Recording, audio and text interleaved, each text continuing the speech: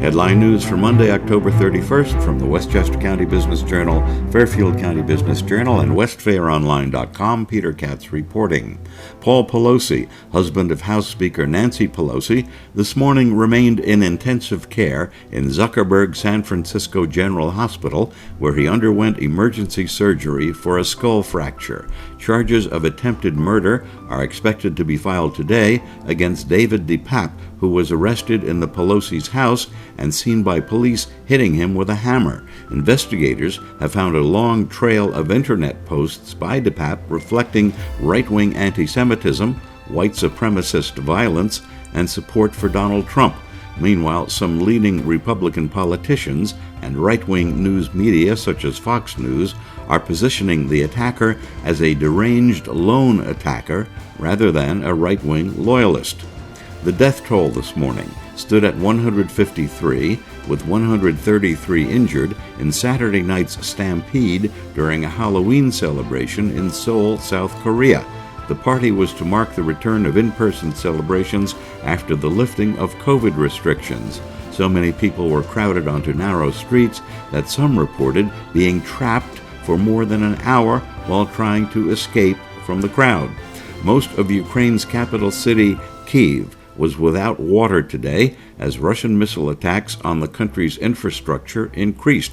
Electrical power was out in large sections of Kyiv, along with hundreds of other communities in Ukraine.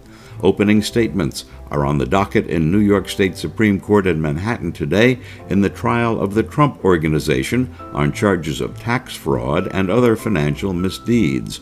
A jury of 12, along with 6 alternate jurors, were picked last week. Trump's former chief financial officer, Alan Weisselberg, has agreed to testify against the company in a plea bargain that got him 5 months in jail instead of a possible 15 years.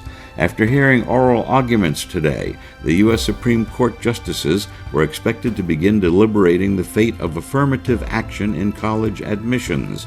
Edward Blum, a political conservative, formed an organization known as Students for Fair Admissions that brought lawsuits against Harvard and the University of North Carolina, challenging their use of race as a factor when deciding which students to admit to their schools.